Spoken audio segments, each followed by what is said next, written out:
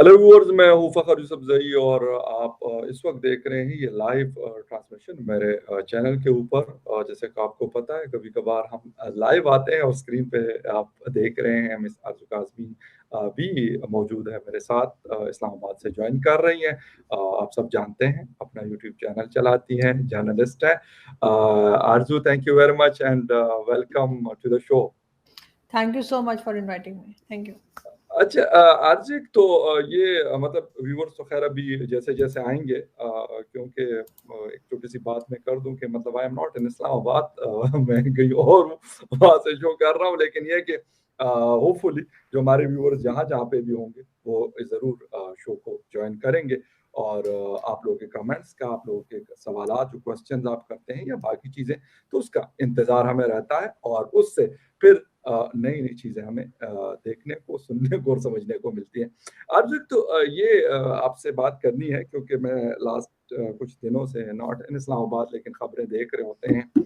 इमरान खान साहब चेंजेस ला रहे हैं, मुख्तलिफ चीजें हो रही हैं। कभी कह रहे हैं कि बाजवा साहब को 1 साल के लिए रिटेन कर लें, कभी अमेरिकन डिप्लोमेट से मुलाकातें करते हैं, और ये वही अमेरिकन है गालिबन जिनके ऊपर ये कह रहे थे कि इन्होंने मेरी हुकूमत उड़ाई थी।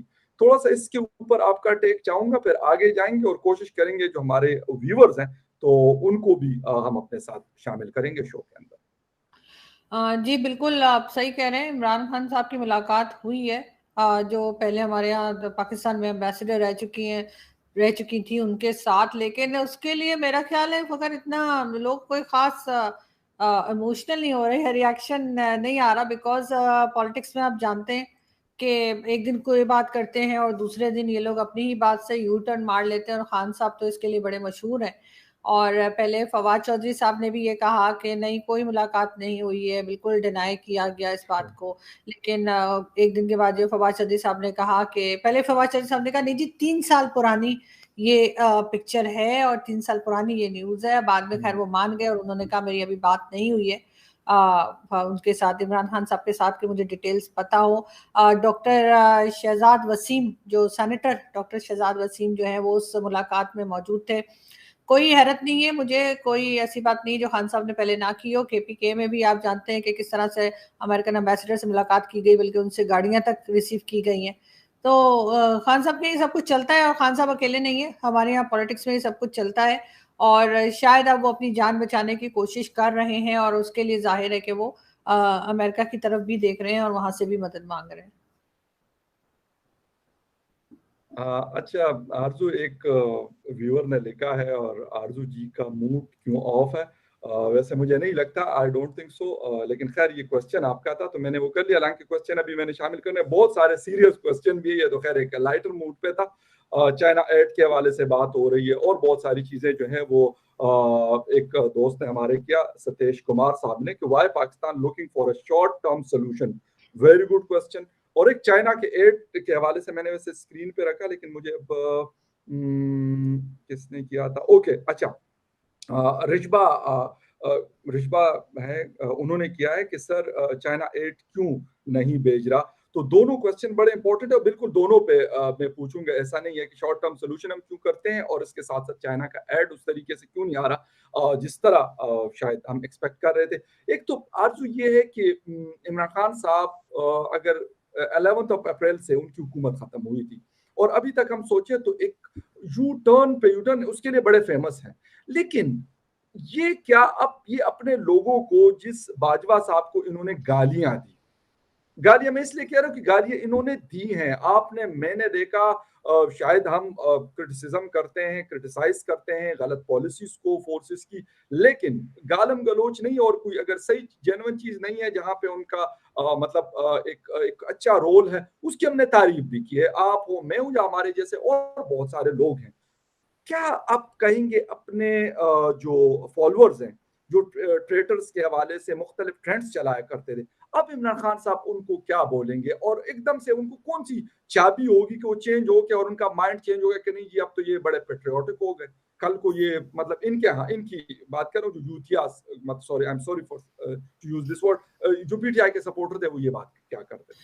नहीं, बिल्कुल बात यही है कि इमरान खान साहब, जैसे मैंने पहले कहा, बहुत दफ़ा यू टर्न ले चुके हैं और लेते रहते हैं। और इमरान खान की सियासत कुछ इसी किस्म की है। तो जाहिर है अभी हर तरफ ये खबर चल रही है कि बाजवा साहब जो है उनकी अभी रिटायरमेंट की डेट आगे बढ़ा दी गई है, एक्सटेंशन नहीं है लेकिन रिटायरमेंट की डेट जो है वो आगे कर दी गई है, और अब 23 मई तक के लिए जो है वो बाजवा साहब यही है। तो ऑब्वियसली बहुत से लोग ये भी कह रहे हैं कि अब क्या करना है। अब बहुत से यानी इमरान खान के सपोर्टर्स ये कह रहे हैं कि क्या करना है, क्योंकि अभी तक तो बुरा भला कहा जा रहा था, उनके खिलाफ ट्रेंड चलाए जा रहे थे। तो अब क्या दोबारा से अब्बू जी कहना शुरू कर दें या नहीं? तो जाहिर है इसीलिए सबसे पहला जो यू टर्न था वो इमरान खान साहब ने लिया, और इमरान खान साहब का यही मानना है अब कि जाहिर है अगर 6 महीने और बाजवा साहब ने रहना है तो उनको बना के रखनी होगी। एक बहुत बड़ी वजह ये भी लगती है खान साहब के एक बदले हुए आप रवैये को कहिए, जो अभी कामरान खान साहब के इंटरव्यू में जो खान साहब ने कहा कोई नई बात नहीं थी। मुझे नहीं पता इतने लोग इतने एक्साइटेड क्यों हैं उस इंटरव्यू को लेकर। ठीक है, कामरान साहब जो है एक बड़े जर्नलिस्ट है हमारे यहाँ के, लेकिन उन्होंने कोई नई बात नहीं पूछी या खान साहब ने कोई नई बात नहीं की है उनके इंटरव्यू में। ऑलमोस्ट वही सारी बातें उन्होंने रिपीट की हैं। और अभी रिसेंटली भी कहीं पे खान साहब थे अदालत के बाहर, तो उनसे पूछा गया था कि जी आप अमेरिकन एम्बेसडर से मिल रहे हैं, अमेरिकन से मिल रहे हैं, तो खान साहब ने बजाय जवाब देने के मिल रहा हूँ नहीं मिल रहा, उसके बाद कहने लगे मैं खतरनाक हो जाऊंगा, ये मैं खतरनाक हो गया हूँ, ऐसी कोई बात उन्होंने की। तो जैसे वो तारड़ साहब कहते हैं कि खतरनाक तो खान साहब बहुत टाइम पहले के हो चुके हैं, और पाकिस्तान का जितना बेड़ा गर्क कर सकते थे खान साहब ने वो कर दिया है।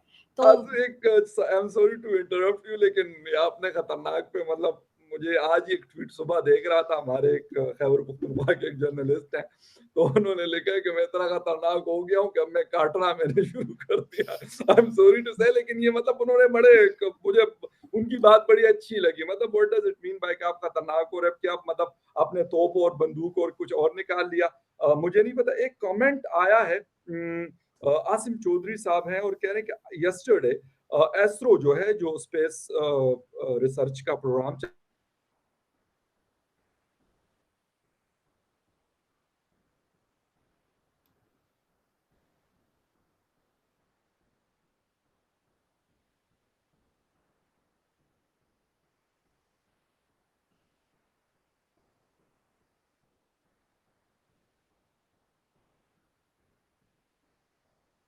मुझे लगता है कि फखर का फ्रेम जो है वो फ्रीज हो गया है।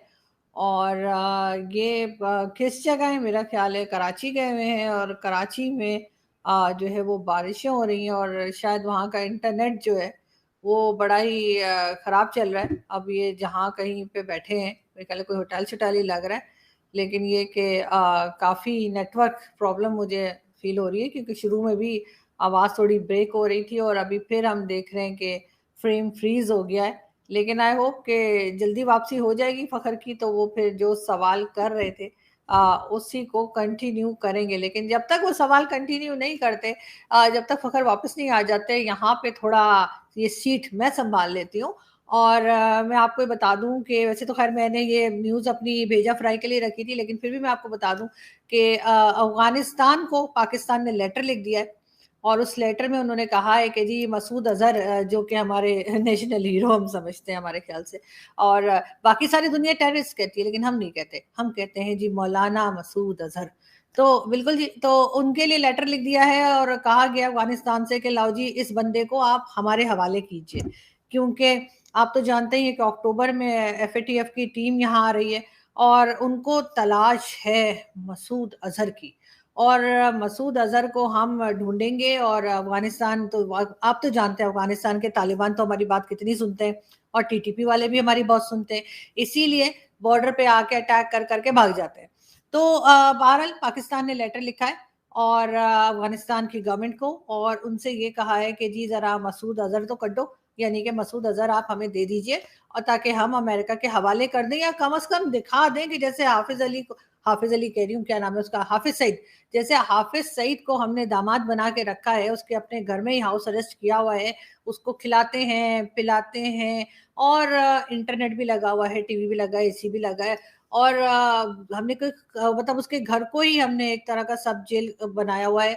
इसी तरीके से मसूद अजहर के भी मजे आ जाएंगे, पाकिस्तान उनको रखेगा, उसको रखेगा, खिलाएगा पिलाएगा, इंटरनेट देगा, मोबाइल देगा, हर सर्विसेज देगा, और कहा यह जाएगा कि जी वो अरेस्ट हो गया है।